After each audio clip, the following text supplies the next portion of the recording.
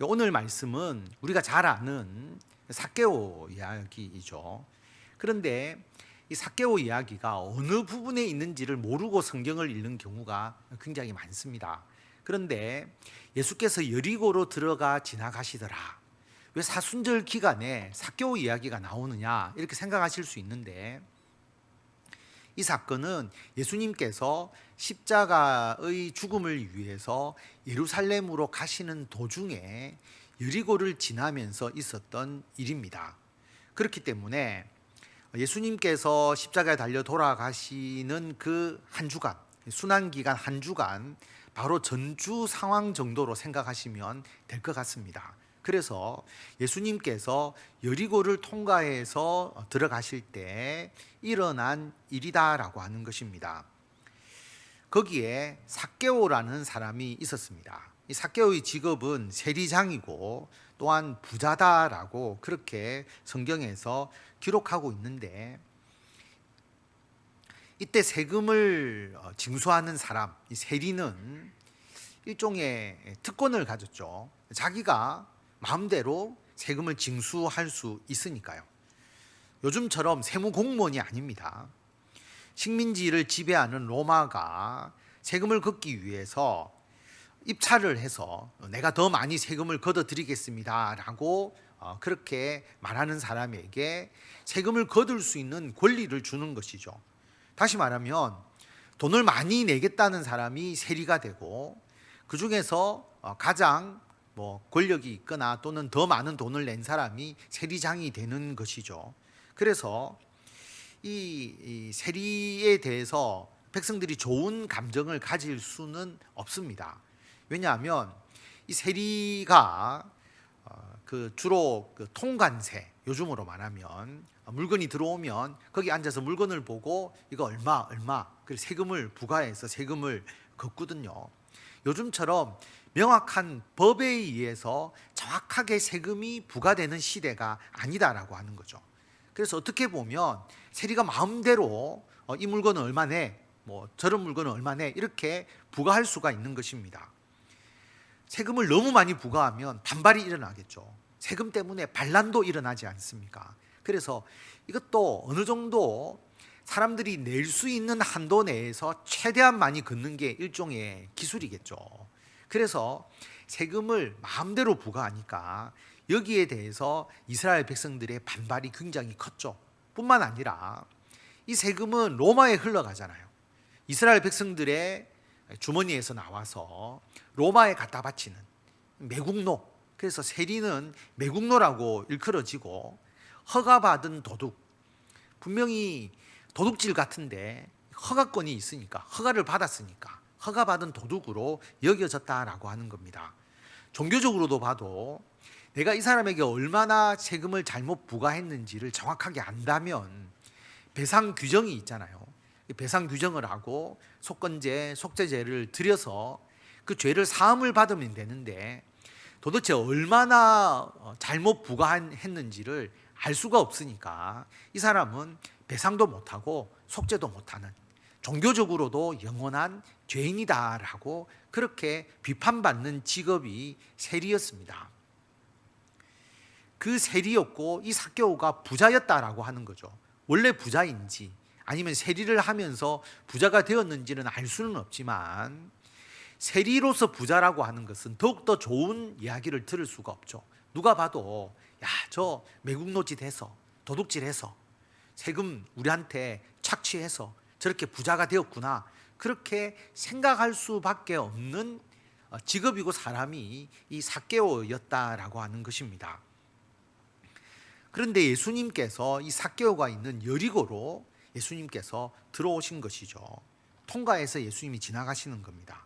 그러니까 사람들이 얼마나 예수님을 구경하기 위해서 많이 몰려들었겠습니까? 삭개오도 예수가 어떤 사람인가 소문은 많이 들었다는 거죠. 놀라운 기적을 행하시는 분이다, 메시아다.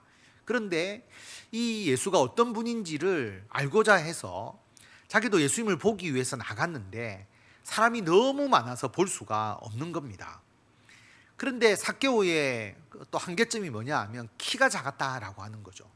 그러니까 사람이 많아서 볼 수도 없고 또 키가 크면 뒤에서도 예수님 모습을 볼 수 있을 것인데 키가 작으니까 도저히 예수님을 볼 수가 없는 거예요. 그래서 이 삭개오가 꾀를 낸 게 뭐냐 하면 미리 앞으로 가는 겁니다. 예수님께서 지나가는 길 앞쪽에 가서 예수님을 기다리고 있는 것이죠. 그런데 키가 크면 거기서 기다리고 있어도 볼 수 있을 것인데 앞줄에 나오면 사람들이 워낙 많이 몰려들면 또 밀려들 수 있으니까, 키가 작아서 보지 못할 수 있으니까 그가 예수님을 잘 보기 위해서 돌 무화과 나무 위로 올라갑니다. 돌 무화과 나무, 예전 성경에는 뽕나무라고 그렇게 이야기를 했는데 잎은 뽕잎 같고 그 다음에 실제로 나무는 무화과 나무와 같은, 그런데 실제로 이 아주 오래된 나무는 굉장히 큽니다. 그래서 성지순례 갔다 오신 분들이 찍은 사진을 보면 이 삭개오가 올라갔다고 여겨지는 돌무화과 나무와 같은 종류의 나무, 아주 오래된 것이죠. 이 정도의 큰 나무, 그리고 어떤 것은 가지가 굉장히 많이 뻗어져 나왔기 때문에 그 가지 위에 올라가면 앉아서 볼 수 있는, 이게 돌무화과 나무이거든요. 돌무화과 나무, 성지순례 가면 아주 오래된 돌무화과 나무를 볼 수 있다고 그렇게 말합니다. 근데 여러분, 세리장이잖아요. 세리장이 이 돌무화과 나무 위에 올라가서 예수님을 보기 위해서 앉아있는 모습을 생각하면 일단 채통은 다 버린 것으로 봐야 되지 않겠습니까?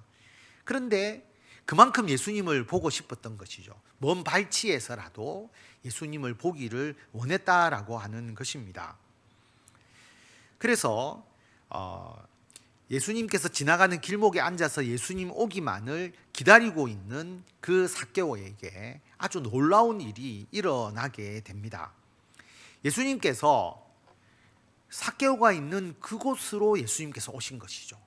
그리고 나무에 있으니까 예수님께서 쳐다보시면서 뭐라고 말씀하셨느냐 하면, 삭개오야, 속히 내려오라. 내가 오늘 너의 집에 유하겠다. 너희 집에서 숙박하겠다라고 그렇게 말씀을 하시는 거죠. 여기서 가장 어떻게 보면 놀라운 사건이 뭐냐 하면 예수님이 삭개오의 이름을 부른 것입니다. 삭개오야. 예수님이 이전에 삭개오하고 어떤 친분이 있어서 알고 지내는 사이가 아니었습니다. 그런데 예수님께서 오셔서 삭개오야라고 그 이름을 부른 것은 예수님의 신성, 예수님의 초자연적인 능력을 의미하는 것이죠. 예수님이 이런 분이다라는 것을 알리기 위해서 이 삭개오야 불렀던 이 사건을 기록한 것이 아니고, 중요한 것은 예수님께서 삭개오를 아시고 삭개오를 찾아오셔서 그의 이름을 부르셨다라고 하는 것입니다. 이름을 불렀다는 것은 저 사람과 나와 어떤 인격적인 관계를 맺고 있다는 거죠. 여러분, 이름을 모른다는 것은 사실 그 사람에 대해서 정확하게 아직은 모르고 있는 겁니다. 근데 이름을 알고 그리고 그 사람의 삶의 어떤 내용을 알게 되면 점차 관계가 가까워지는 것이죠. 그래서 그 사람과의 인격적 관계를 시작하는 아주 중요한 요소인데, 예수님은 처음 만난 삭개오에게 삭개오야라고 그렇게 이름을 부르셨습니다.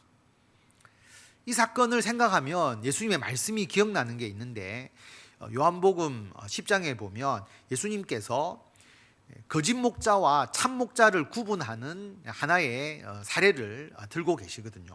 뭐냐 하면, 문을 통하여 양의 우리에 들어가면 목자잖아요. 목자는 정확하게 문을 통해서 들어가고, 담을 넘어서 가면 이것은 도둑이잖아요. 양을 잡기 위해서 오는 거죠. 목자는 그 우리의 문을 엽니다. 문을 열고, 그리고 그 우리에서 이제 한 마리 한 마리씩 양을 인도해서 푸른 초장으로 이끌고 가죠. 그리고 충분히 풀을 뜯겼으면 다시 그 우리로 그 양들을 이끌어 주지 않습니까? 그런데 참 목자는 그 양의 이름을 부른다라고 말합니다. 그가 자기 양의 이름을 각각 불러 인도하여 낸다라고 그렇게 말씀하고 있거든요. 예수님은 우리 모두를 알고 계신다라고 하는 것입니다. 우리 한 사람 한 사람을 기억하시는 예수님이죠. 예수님께서 우리들을 이 세상에 보내시잖아요. 우리가 이 세상에서 태어나는데 전 세계 수많은 인구가 있습니다. 그런데 예수님께서 우리를 이 세상에 보내시는 것이 마치 기계로 옷을 찍어내는, 착착 몇 초 만에 옷이 계속 나오는 거죠. 그런데 내가 몇 번째 만든 옷인지, 내가 어떻게 만든 옷인지, 그 옷을 만든 사람이 그 옷을 다 기억할 수 있겠습니까? 그냥 꾸러미일 뿐이죠. 무게를 달아서 팔든지 개수를 다 세지도 못할 정도로, 그 정도로 많은 옷이 그냥 쏟아져 나올 겁니다. 예수님께서 우리를 그렇게 보내시는 게 아니죠. 마치 내가 뜨개질로 한 올 한 올 다 짜서 만든 옷이라고 생각해 보시오. 뜨개 옷이라고 생각해 보세요. 그러면 그 뜨개질을 한 사람은 그 뜨개 옷의 몇 번째 줄, 몇 번째 칸에 내가 한 옷을 빠뜨렸다라는 것을 기억하고 그 옷만 보면 그 빠뜨린 그 올이 계속 눈에 보일 겁니다. 그게 자기의 정성과 자기가 만든 옷이라고 할 수가 있는 것이죠. 물고기를 부화시켜서 치어를 방류하잖아요. 여러분, 수천 마리의 치어를 방류하면서 그 물고기 한 마리 한 마리를 다 알 수 있겠습니까? 알 수 없겠죠. 그런데 내가 어항에서 내가 금붕어를 사서 그 한 마리를 내가 키우고 먹이를 주고 키웠다면 그 금붕어를 분명히 이해할 수 있을 겁니다. 모양이 다른 것 다 구분 가능하고요. 그래서 예수님께서 우리를 이 세상에 보내시면서 그냥 수천 마리의 치어를 방류하듯이 그래 보내신 것이 아니라 우리 한 사람 한 사람을 예수님께서 기억하시고 의미를 가지고 이 세상에 보내주신 거예요. 그래서 우리가 한평생 삶을 살다가 결국 주님의 부르심을 받는데, 부르심을 받는 순간에도 우리가 천국 갈 때 그냥 치어 방류처럼 우르르 들어가는 것이 아니라 우리 한 사람 한 사람의 그 삶과 그 가치와 의미를 주님께서 기억해 주시고, 그리고 주님께서 우리들의 모든 삶을 이끌어 주시는 것이죠. 저와 여러분을 예수님은 기억하신다는 겁니다. 한 사람 한 사람의 이름을 불러서 그들을 인도하시는 예수님, 우리를 인도하시는 예수님입니다. 그런데 예수님은 이름만 부른 것으로 끝나지 않았다라고 하는 것입니다. 5절에 보면 내가 오늘 너의 집에 유하겠다, 숙박하겠다라고 말씀하시거든요. 그날 밤 삭개오의 집에 가서 내가 하루를 머물겠다라고 말씀을 하십니다. 여러분, 삭개오가 어떻게 예수님을 믿게 되었느냐? 가장 중요한 요소는 예수님의 초청입니다. 삭개오야 부르시고, 그리고 내가 너희 집에 유하겠다라고 예수님께서 말씀하신 것이거든요. 예수님의 초청, 우리들도 마찬가지입니다. 내가 예수님을 믿은 것 같지만 사실은 예수님께서 우리를 부르셨거든요. 그래서 예수님의 비유를 보면 왕의 또는 주인의 잔치에 사람들을 부르잖아요. 그런데 감히 왕의 잔치에 올 수 없는 사람들, 그런 사람들을 부르시죠. 그래서 그들에게 가난하고 또 그들에게 들에서 헐벗은 사람들 누구든지 관계없이 그 왕이, 주인이 그 사람들을 잔치에 초청하지 않습니까? 어떤 그 사람의 조건을 보고 초청하는 게 아니라 무조건적으로 초청하는, 무조건적인 사랑, 아가페적인 사랑. 그런데 여러분, 예수님께서 우리를 다 부르시는데 그 초청에 응한 사람들이 그냥 초청을 받아서 잔치 와서 밥 한 그릇 먹고 그냥 돌아가는 것이 그 잔치의 의미냐? 그렇지 않다라고 하는 겁니다. 초청된 사람은 와서 예수님과 인격적인 관계를 맺는 것이 중요합니다. 그래서 결국 예수님과 함께 거하게 되는 것이죠. 어떤 의미냐 하면 사람들이 예수님에 대해서 관심을 가질 수는 있습니다. 예수님 당시에도 예수님에 대해서 호기심 어린 눈으로, 마음으로 예수님에 대해서 관심을 가진 수많은 사람들이 있었어요. 예수님은 기적을 행하는데 오늘은 어떤 기적을 행할까? 또 예수님은 병을 고친다고 하시던데 내 병도 고쳐주실까? 또는 예수님께로 가면 배불리 먹을 수 있다는데 예수님에게 가서 내가 뭔가 먹을 것이 있을까? 어쨌든 예수님에 대해서 어떤 호기심을 가지고 예수님을 찾는 사람들이 있었다라고 하는 거죠. 그런데 그들이 예수님과 인격적인 관계를 맺었느냐? 맺지 못했다라고 하는 것입니다. 지금도 보면 예수님에 대한 이야기가 굉장히 많잖아요.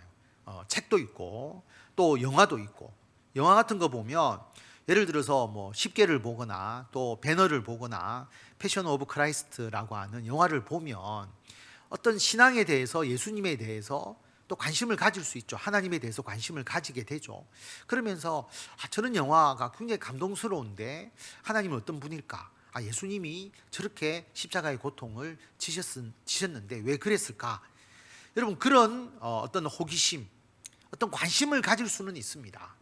그런데 그 단계에서는 예수님을 믿는 게 아니죠. 그렇다고 예수님을 믿는 믿음으로 나아가는 것이 아닙니다. 우리가 예수님을 믿게 된 것은 첫째는 예수님께서 우리를 부르셨기 때문이죠. 모태신앙은 부모님을 통해서 우리의 신앙이 자라도록 부르셨고, 또 여러분들이 모태신앙이 아닌 분들은 여러분이 어떤 계기로, 분명히 내가 의도하지 않았는데 어떤 계기로 우리들에게 교회 나오고 싶은 마음을 주셔서 우리들의 발걸음을 교회로 향하게 해주신 거죠. 예수님의 초청입니다. 그런데 교회 나오고 난 이후에 교회는 그냥 왔다 갔다 하지만 예수님과의 인격적인 관계, 깊이 있는 관계를 맺지 못하는 경우도 있거든요. 우리가 진정 예수님을 믿는 것은 예수님의 초청을 받고 난 이후에 우리가 예수님과 깊은 인격적인 관계를 맺는 겁니다. 예수님 당시에는 예수님과 함께 머무르는 거죠. 예수님이 삭개오의 집에 들어가셔서 하루 숙박을 하는데, 하루 그 집에 가서 같이 자는데 어떻게 인격적 소통이 없을 수가 있겠습니까? 예수님과 함께 만나서 식사하고 예수님과의 관계를 지속하면 그 관계가 깊어지는 거잖아요. 그게 그 당시에는 인격적인 만남이죠. 지금 우리들에게 인격적 만남은 우리들의 심령의 문을 열고 예수님을 받아들이는 겁니다. 여러분, 과거에 다 연애를 한번 해보셨을 거고 연애의 감정을 느껴보셨을 거 아닙니까? 저 사람에 대해서 잘 몰라도 괜히 호감이 가는 사람이 있습니다. 그래서 그 호감에 의해서 사람이 이끌리게 되는 것이죠. 거기서부터 연애가 시작되는 겁니다. 그런데 여러분, 정말 그 사람을 사랑하게 되는 것은 그 이후에 그 사람에 대해서 어느 정도 알고 그 사람의 어떤 성격, 또 그 사람의 삶을 이해하게 되죠. 그리고 인격적으로 서로가 알게 되면서 결국 그 사람에 대한 진정한 사랑이 있게 되는 거죠. 단순히 감정에 이끌려서가 아니라 인격적으로 서로 사랑하게 되고 나중에 결혼하게 되고 삶을 같이 하게 되는 것이죠. 예수님을 단순히 감정적으로만 만나게 되면 사람의 감정이라는 것은 쉽게 사라져 버립니다. 인격적으로 예수님을 알고 영접해야 진실된 하나님의 자녀가 될 수가 있습니다. 그래서 예수님은 삭개오를 일회적으로 만나지 않으셨어요. 그냥 나무에서 삭개오야 하고 부르고 끝나지 않고 삭개오에게 오늘 내가 너희 집에 유하겠다 그렇게 예수님께서 말씀을 하셨죠. 예수님의 의도는 삭개오와 깊은 인격적인 관계를 맺고 싶으셨다라고 하는 것이 분명합니다. 그래서 죄인인 삭개오, 다른 사람은 멀리하는 삭개오, 다른 사람은 함께 하려고 하지 않는 그 삭개오의 집에 들어가셔서 하루를 묵으시는 것입니다. 그것처럼 예수님께서 우리들에게도 그렇게 하셨거든요. 처음에는 우리에게 교회에 나오게 하는 마음을 주셨어요. 그래서 그 교회를 다니게 됩니다. 그런데 여러분, 교회에 그냥 다니거나 또는 교회에 어떤 소속감 없이 잠깐 왔다가 가버리는 그런 형태의 신앙이라면 그 신앙의 깊이가 있기는 어려워요. 저는 그것을 잘 경험하지 못했잖아요. 저는 모태신앙이고 제가 이전에 목회자가 되기 전에 27년 동안 그 교회에서 제가 자라왔거든요.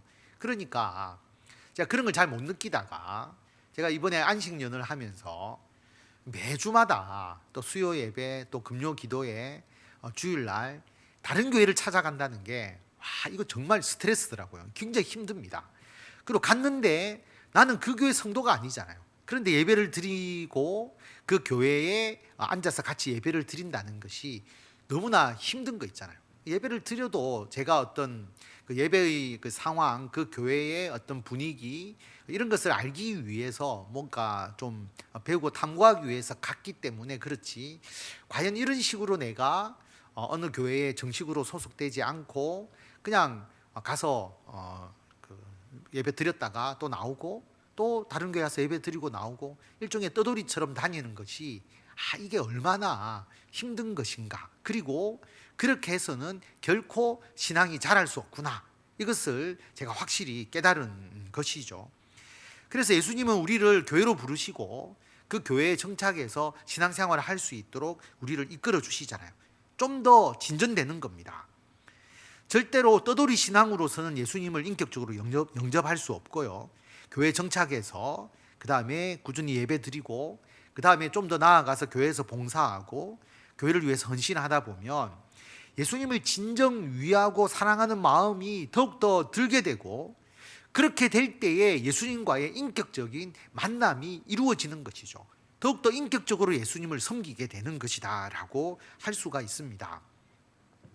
이것도요, 우리가 봉사하고 섬기는 것만 가지고 인격적인 만남이라고 할 수는 없어요. 제가 목사이기 때문에, 내가 목사가 직업이니까 어쩔 수 없이 나는 예배 드려야 하고 어쩔 수 없이 교회를 위해서 봉사해야 되지 않느냐. 그래서 내가 목사만 그만두면 내가 이거 하는가 봐라, 나는 좀 자유롭게 지내고 싶어, 만약에 그렇게 제가 생각한다면 예수님을 인격적으로 만난 게 아니죠. 직업적으로 만난 것이 돼버리는 겁니다. 저는 사실 처음에 해운대 소정교회 부임에서도 마찬가지지만 저는 27년을 제 모교회에서 중학교 때부터 그리고 목사 안수 받을 때까지 그 교회에 있었거든요. 목사 안수를 받아도 제가 그 교회 목사라는 생각보다는 그 교회에서 자라난 청년 그리고 집사, 그런 마음으로 사실 신앙생활을 했습니다. 오는 게 더 높고 낮고가 없는데 우스갯소리로 그런 이야기를 했거든요. 제가 집사 직분을 받고 교육전도사가 되었어요. 어떤 한 분이 강등되었네요, 이렇게 이야기를 하더라고요. 집사보다 교육전도사가 더 낫는 모양입니다. 그래서 더 낮은 위치로 갔다라고 이제 이야기를 하던데, 그런 것처럼 그런 게 진짜 의미가 있는 건 아니잖아요. 우스갯소리로 하는 거지. 그런데 교육전도사든 그 다음에 부목사든 관계없이 그 교회에 자라온 하나의 청년이라는 마음으로 제가 그 교회에서 사역을 했고 또 봉사를 했고, 우리 교회 와서도 마찬가지입니다. 제가 목사이기 때문에 이것을 하고 목사이기 때문에 저것을 하고 그게 아니라 제 마음은 해운대 소정교회 성도라는 마음으로 그냥 예전부터 하던, 제가 어릴 때부터 하던 일이니까 그냥 꾸준히 해오는 것이죠. 그게 저는 예수님을 인격적으로 만난 이후의 제 신앙관입니다. 저도 모태신앙이니까 어릴 때는 그냥 교회를 갔어요. 재밌었고 또 열심히 했지만 내가 그 아동부 때 예수님을 인격적으로 만났다라고 저는 고백하기는 어려울 것 같아요. 그냥 교회를 간 거예요. 그런데 제가 고등학교 때 예수님을 인격적으로 영접을 하고 청년이 되면서 더 예수님과의 관계가 인격적으로 깊어졌다라고 저는 고백할 수가 있습니다. 아마 수요 예배를 드리시는 분들 중에서는 아직도 인격적으로 예수님을 영접하지 못한 분은 아무도 없으실 것 같아요. 모두가 예수님을 인격적으로 영접하니까 이 수요 예배 나오고 또 하나님께 더욱더 가까이 나아가고자 하는 그런 마음으로 신앙생활을 하고 계신다라고 하는 거죠. 그런데 이 과거가 중요한 게 아니고요, 예수님은 항상 언제나 우리와 소통하고 우리와의 인격적 관계를 맺기를 원하시는 거죠. 여러분, 그냥 형식적인 만남은 이 세상에 너무나 많습니다. 어떤 모임, 동호회도 있고요. 그 다음에 우리가 아는 관계 얼마나 많습니까? 그런데 정말 그 사람과 인격적으로 소통하고 인격적으로 좀 더 가까이 있다, 내가 저 사람과 인격적으로 관계를 맺고 있다라고 생각할 수 있는 그런 인간관계가 여러분 정말 중요한 이 시대인 것처럼, 예수님과 우리와의 관계도 그냥 우리가 교회 나오니까 형식적으로 예수님과 관계를 맺는 것이 아니라 정말 인격적으로 예수님을 영접하고 인격적으로 예수님과 소통하면서 주의 일을 하는 것이 필요하다라고 하는 것이죠. 예수님은 즉각적이고 항상적인 소통을 원하십니다. 그래서 오늘 삭개오 사건을 보면 뭐라고 말씀하시느냐 하면, 삭개오야, 속히 내려오라, 빨리 내려오라, 그리고 오늘 너의 집에 유하겠다. 예수님께서 한 달 후쯤에 내가 너희 집에 유할게, 뭐 3일 후에 유할게, 이게 아니고 만나는 그날 오늘 내가 너희 집에 유하겠다라고 말씀을 하시잖아요. 이 말씀을 지금 우리들에게 적용을 하면, 내가 지금 너와 함께 하고 싶다, 빨리 마음문을 열어라, 즉각적인 초청을 우리에게 주시고 우리에게 즉각적인 반응을 요구하시는 겁니다. 그래서 여러분, 예수님의 초청에 뒤로 미루면 안 돼요. 즉각적으로 반응하는 우리가 되어야 합니다. 그래서 요한계시록 3장 20절에 보면, 우리 다 같이 이 구절 함께 읽도록 하겠습니다. 볼지어다 내가 문 밖에 서서 두드리노니 누구든지 내 음성을 듣고 문을 열면 내가 그에게로 들어가 그와 더불어 먹고 그는 나와 더불어 먹으리라. 아멘. 여러분, 예수님이 우리와 더불어 먹겠다라고 하는 것이 인격적인 관계를 깊이 맺고 싶다는 것이죠. 그런데 예수님은 우리들의 마음문을 항상 두드리십니다. 내가 너와 인격적으로 깊은 관계를 맺는 그러한 신앙의 상태로 나아가기를 원한다. 우리들이 즉각적인 반응을 보여야 되는 거죠. 마음문을 열어야 되는 겁니다. 열고 예수님을 영접하는 것이 필요하다라고 하는 겁니다. 예수님 믿는 것에 간을 본다고 하나요? 그냥 한 발 좀 내밀고, 그래서 이 정도면 어떨까? 그런 식으로 예수님을 믿으면 절대로 예수님과 깊은 인격적 관계를 맺을 수가 없습니다. 한 발만 담구어서 예수님을 알 수 있는 게 아니거든요. 예수님을 향해서 나의 만문을 엽니다. 완전히 우리들의 심령의 문을 열고 우리가 하나님께 예배드려야 하는 거죠. 예배의 시간이 하나님께 전적으로 내 마음문을 여는 시간이 되어야 하는 것이고요. 기도할 때 하나님, 정말 하나님과 영적으로 소통하듯이 어렵게 생각하지 마시고, 하나님이 내 앞에 앉아 계시다라고 생각하고 차 한잔 마시면서 하나님과 이야기한다 생각하고라도 우리가 하나님께 나의 마음의 모든 것을 내어놓고 하나님과 대화할 수 있는 그런 기도, 하나님의 음성을 듣고 하나님이 어떤 분이신지, 나에게 무슨 말씀을 하시는지를 우리가 소통하기 위해서 성경 말씀을 우리가 읽고 성경 말씀을 알아가는 과정들, 하나님이 보여주신 그 역사가 수천 년의 역사가 있고 우리들에게 모델이 되고 교훈이 되기 위한 그 사건들이 그렇게 많고, 예수님께서 직접 우리들에게 말씀하신 것이 그렇게 많음에도 우리가 성경을 알려고 하지 않는다라고 하는 것은 예수님과의 더 깊은 인격적 관계를 맺기 싫다는 것과 같잖아요. 그렇지 않습니까? 우리가 사랑하고 깊은 관계를 맺고자 한다면 그 사람의 어린 시절에 대해서도 이야기를 듣고 싶을 것이고, 그 사람이 어떤 삶을 살았는지도 알고 싶을 것이고, 그 사람의 이야기를 더 듣고 싶어서 만날 것이고, 대화를 하면서 서로의 관계가 깊어지는 것인데, 예수님과의 인격적 만남은 지금 예수님이 우리 집에 들어오는 것도 아니고 같이 밥 먹는 것도 아니고, 영적인 교통은 예배와 말씀과 기도를 통해서 예수님과 인격적 관계가 깊어지는 거거든요. 깊어지면 우리의 행동이 나타나게 되어서 봉사와 섬김이 있게 되는 거잖아요. 이런 영적 교제를 우리가 더욱더 즉각적인 반응으로 행하는 것이 필요하다라고 하는 겁니다. 삭개오는 이 즉각적인 반응을 보여줍니다. 그래서 19장 6절에 보면 급히 내려오잖아요.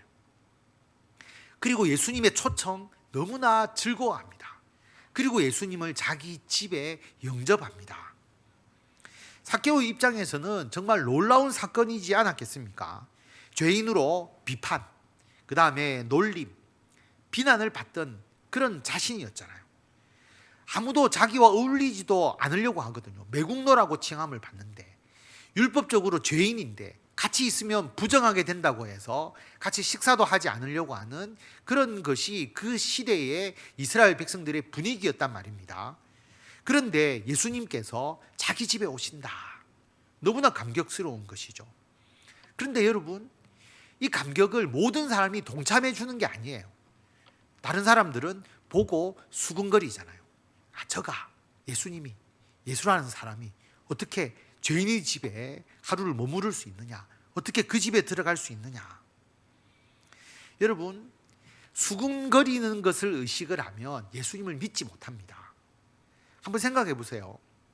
마약을 한 연예인이 교회에 나온다고 생각해 보세요. 교회에 나와요. 그러면 그 교회 성도들도 얼마나 수군거리겠습니까? 아니, 저렇게 죄를 지어놓고 어떻게 우리 교회에 나올 수 있지? 수군거리겠죠. 진짜 회개했을까? 진짜 변한 거 맞아? 여러분, 그 수군거림을 의식하면 예수님을 믿을 수 없죠. 그렇지 않겠습니까? 그 수군거리는 이야기가 나의 중심이 아니라 예수님이 중심이 되면 그 수군거림과 관계없이 예수님을 영접하는 거죠. 내가 정말 중요하기 때문에, 누가 나에게 뭐라고 하든지 나는 예수님을 믿기 때문에 예수님을 영접하고 예수님께로 나아갈 수 있는 것이죠. 여러분, 우리가 하나님의 일을 하고 교회 봉사를 할 때 대부분 봉사 열심히 하시는 분이시고 직분자들이시잖아요. 여러분, 여러분들이 교회 일을 할 때 모든 사람이 정말 수고합니다, 정말 잘하시네요, 격려해 주느냐? 그렇지 않습니다. 분명히 수군거리는 사람들이 있다라고 하는 것이죠. 저 참 잘 못하네. 아니, 저렇게 할 자격이 없는 것 같은데 왜 저런 걸 하고 있지? 여러분, 어떠한 수군거림이 반드시 있을 겁니다. 그런데 그 수군거림에 흔들리면 주의 일을 할 수가 없어요. 여러분, 예수님이 죄인의 집에 들어갔다, 사실이잖아요, 그죠? 그런데 중요한 것은 왜 들어갔는지가 중요하잖아요. 그런데 사람들은 예수가 죄인의 집에 들어갔다, 그거 가지고 수군거리잖아요. 왜 들어가면 안 되는지를 그 사람들이 이야기를 해야 되고, 예수님이 왜 들어갔는지를 그 사람들이 제대로 알아야 되는데 그것을 알지 못하고 들어간 것만 가지고 수군거리잖아요. 그래서 이 사람들이 진정으로 예수님과의 소통을 원했다면 저는 이 사람들은 수군거리지 않고 예수님께 직접 물어보는 게 맞다고 생각을 합니다. 예수님, 어떻게 죄인인 삭개오의 집에 들어갈 수 있습니까? 그럼 예수님이 설명을 해 주시겠죠. 이들도 예수님과 인격적 관계를 맺을 수 있었을 것인데 그렇게 하지 않고 뒤에서 수군거리기만 하고 있었거든요. 여러분도 다 경험하셨을 겁니다. 우리가 수군거리고 거기에 대해서 생각을 하면 점점점 자기의 생각에 더 빠져들어갑니다. 여러분, 예수님에 대해서 수군거리는 사람이 어떻게 발전했을까 한번 생각해 보면, 어떻게 저 죄인인 삭개오의 집에 예수님이 들어가? 분명히 예수님도 죄인일 거야. 아니, 예수님이 사람을 본다고 하던데 저 사람이 어떤 사람인지 제대로 모르고 있는가 봐. 아니야. 예수님은 분명히 삭개오가 부자라서 갔을 거야. 그래서 그 부자의 집에 가서 잘 대접받고 뭔가 얻으려고 했을 수도 있을 것이야. 예수님은 부자만 좋아하는가? 분명히 그럴 거야. 여러분, 그 수군거림에 이어서 얼마나 많은 상상의 나래를 펴서 예수님의 이 사건을 이야기를 했겠습니까? 그렇게 되어서는 안 되죠. 그래서 우리가 수군거리지 말고 직접 예수님께 묻고, 또 여러분이 어떤 수군거릴 일이 있다면 직접 그 당사자에게 물어서 정확하게 정보를 알고 그 문제를 해결하는 것이 필요한 거죠. 그러면 그 관계가 더 깊어지지 않겠습니까? 왜 그런 일이 있었는지를 서로 이야기하고 서로 대화를 나누는 중에 서로가 이해하게 되고 이해의 폭이 넓어지게 되고 더 깊은 관계를 맺게 되는데, 인격적 관계를 맺으려고 하지 않고 수군거리게 되게 되면 오히려 더 관계가 멀어질 뿐이지 아무런 소득이 없게 된다는 거죠. 오히려 자기가 그 관계에서 더 벗어나게 되고 하나님 앞에서 더 죄를 짓게 되는 그런 일이 되어버리는 것이죠. 그래서 여러분, 어떤 일을 경험할 때 여러분 이런 상황이 있다면 당사자에게 직접 물어보면 됩니다. 뭐 교회와 관련된 일은 저에게 언제든지 물어보시면 되는 것이고, 그럼 제가 정확하게 그 사건과 어떠한 그 내용에 대해서 제가 아는 범위 내에서 충분히 설명을 드릴 수가 있죠. 우리 교회는 모든 것을 하나님의 뜻 안에서 진행을 하고 있고, 나는 그게 아니라고 생각합니다 라고 하면 언제든지 저에게 이야기를 해주시면 제가 그것을 상세하게 설명을 드릴 수가 있는 것이죠. 그렇게 생각하시면 됩니다. 어떤 사람은 내가 예수님이 분명히 죄인의 집에 들어가는 것을 봤는데, 내가 분명히 봤는데 무슨 또 다른 설명이 필요하냐? 그럼 보면 뭐합니까? 그 뜻과 그 의미를 알아야 되는데, 그 뜻과 의미는 예수님이 알고 있는 것이지 자기가 눈으로 본 것이 그 사건을 설명하는 것이 아니다라고 하는 것이죠. 그래서 여러분, 사회에서 어떤 이런 일을 경험할 때 반드시 그 당사자에게 정확하게 묻고 그 문제를 해결하는 것이 필요하고, 교회에 대해서는 더욱더 마찬가지죠. 교회에서 결정되고 하는 일의 그 의미를 분명하게 저에게 물어보시면 됩니다. 예수님께서 왜 죄인인 삭개오의 집에 들어가셨습니까? 죄인인 줄 모르고 들어간 게 아니라 죄인을 구원하기 위해서, 잃어버린 자를 찾아서 구원하기 위해서 죄인의 집에 들어가신 것이거든요. 그것이 중요한 것입니다. 삭개오가 예수님께 이렇게 이야기를 하죠. 주여 보시옵소서, 내 소유의 절반을 가난한 자들에게 주겠습니다. 만일 누구의 것을 속여 빼앗은 일이 있으면 내 갑절이나 갚겠습니다. 여기서 중요한 것은 예수님을 주라고 불렀다는 겁니다.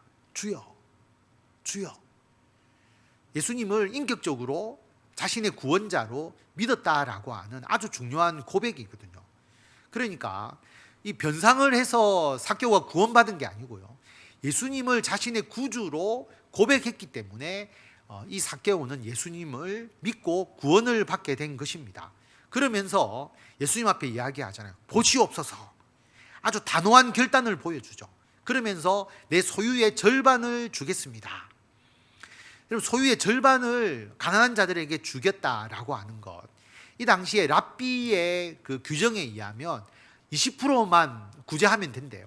그런데 20%가 아니라 절반을 주겠다라고 말하고, 그리고 율법에도 보면 남의 것을 어떤 부당하게 자기 이익을 취했을 때, 그러니까 이웃이 맡긴 물건이나 전당물을 속이는 것, 또 그 전당물을 자기가 슬쩍 하거나 그렇게 했을 때는 그 5분의 1을 더해서 돌려보내는, 배상은 5분의 1만 하면 되고요, 소나 양을 도둑질하면 소 한 마리에 소 5마리, 양 한 마리에 양 4마리, 양은 4배로 갚아야 되거든요.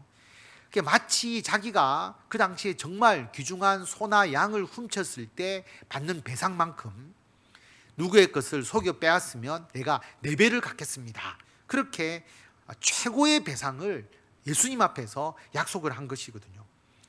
여러분, 예수님과 인격적인 만남을 했는데, 정말 인격적인 만남을 했다는 것은 말로만 하는 것이 아니라 삶과 행동의 변화가 수반되어야 합니다.